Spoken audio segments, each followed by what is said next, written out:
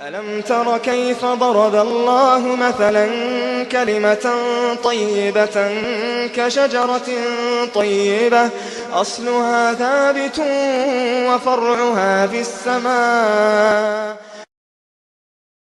Qadın heyz və nifas halında Quran oxuya bilərmi? Bismillah, elhamdülillah və salatu və selamu alə Rasulillah və ba'd.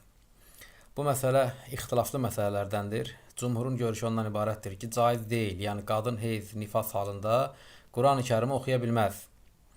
Və cumhur buna iki dəlil zikr edir. Birinci, İmam Tirmizinin, İbn Məcənin və Daraqutninin İbn Ömər radiyallahu anhumədən rəvayət etdiyi hədisdə Allah Resulü aleyhissalatu vesselam buyurur ki, La təqra'ul haid və la cunub şeyən minəl Qur'an.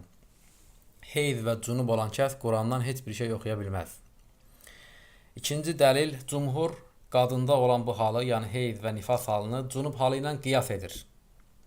İmam Tirmizinin Ali bin Əbu Talib radiyallahu anhudan rəvayət etdiyi əsərdə Ali radiyallahu anhu buyurur ki, Kənən nəbiyyü yuqri'unə əl-Qur'an alə kulli həl mə ləm yəkun cunuban. Peyğəmbər sallallahu aleyhi və səlləm cunub olmadığı müddətcə bizə Quran oxuzdurardı. Cumhur qadında olan bu halla, yəni heyz nifas halı ilə cunub halını qiyas edir. Əgər cunub halında insan Quran oxuya bilməzsə, demək heyz nifas halında da Quran oxuya bilməz. İkinci görüşün sahibləri elm əhli, hansılar ki deyirlər qadın heyz və nifas halında Quran oxuya bilər. Onlar bu iki dəlil barəsində deyirlər ki, birinci hədis Peyğəmbər s.ə.v-in buyurduğu ki, heyz və cunub halında olan kəs Qurandan heç bir şey oxuya bilməz. Bu hədis səhih hədis deyil. İbn Həcər Əsqalani rahiməhullah Fəthül Baridə buyurur ki, Daifun min cəmi'i turuqihi. Bütün yolları ilə zəifdir. Yəni bu hədis bütün yolları ilə, hansı kitablarda keçir, bütün sənədləri ilə zəifdir. Həmçinin Şeyxülislam İbn Teymiyyə rahiməhullah Məcmul Fatavada 26-cı cild 191-ci səhifədə buyurur ki, Hədisun daifun bi ittifaqi əhlil ma'rifəti bil hədis. Hədis elmindən mərifət əhli olanların ittifaqı ilə bu hədis zəifdir. Yəni cumhurun zikr etdiyi birinci məsələ ilə bağlı birinci dəlil hədis səhih deyildir. Yəni elm əhlinin ittifaqı ilə hədis zəif hədisdir.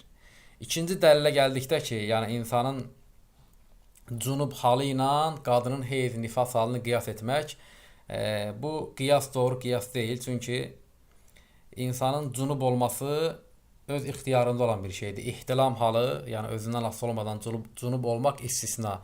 İnsanın cunub olması ixtiyarıdır, yəni öz ixtiyarında olan bir şeydir.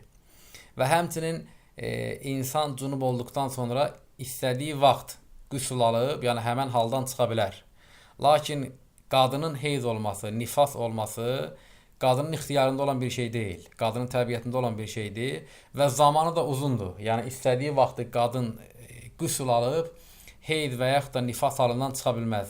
Mütləq vaxt bitməlidir, qandan təmizlənməlidir, sonra qüsl almalıdır. Yəni bu iki şeyi cunub halı ilə heyz nifas halını bir-birinə qiyas etmək bu iki yöndən doğru deyil. Yəni nifas, heyz olmaq qadının ixtiyarında olan bir şey deyil və müddətinin bitməsi də ixtiyarında olan bir şey deyil. Ancaq cunub olmaq insanın ixtiyarında olan bir şeydir. İstəməsə cunub olmaz. Həmçinin cunub olduqdan sonra da istədiyi vaxtı qüsl alıb cunub halından çıxa bilər. Bu baxımdan bu iki şeyi bir-birinə qiyas etmək doğru deyil. Yəni üstün odur ki, qadın heyz, nifas halında Quran-ı Kərimi oxuya bilər. Lakin haramlıq burada Mustafa alaraq oxumaqdadır. Yəni qadın heyz, nifas halında Quran-ı Kərimi Mustafa, yəni əlinə alıb oxuya bilməz. İmam Məlikin Muvattada və Nəsainin, İbn Hibbanın, Daraqutninin, Tabaraninin rəvayət etdiyi hədisdə Amr bin Hazm radiyallahu anh'ın rəvayət etdiyi hədisdə Allah Rəsulü buyurur ki, La yamussul Qur'an illə tahir. Qur'ana yalnız paş olan toxunsun. Buna dayanaraq ortaya çıxan şey odur ki, qadın Mustafa əlinə götürərək Quran-ı Kərimi oxuya bilməz. Və bəzi elm əhli təhqiq edərək demişlər ki, qadın əlinə əgər bir şey geyinsə, yəni əlində məsələn əlcək olsa, əlində təmiz bir şey olsa, Qurana toxunmadan və xüsusən də Quranın hərfləri olan vərəqlərinə toxunmadan Quran-ı Kərimi oxuya bilər. Və yəni tərcih edilən görüş ondan ibarətdir ki, qadın heyz, nifas halında Quran-ı Kərimi oxuya bilər, yəni əzbərindən oxuya bilər. Bu haram deyildir. Lakin haramlıq kitabı əlinə alaraq, mushafı əlinə götürərək oxumaqdadır və əgər əlinə bir şey geyinərək, yəni əlində bir şey olaraq vərəqlərinə və hərflərinə toxunmadan oxuyarsa, bu da elm əhlinin bir qisminin yanında caizdir. Vallahu a'lem və sallallahu ala nəbiyyina Muhammed və ala alihi və sahbihi əcmain. فاسألوا أهل الذكر إن كنتم لا تعلمون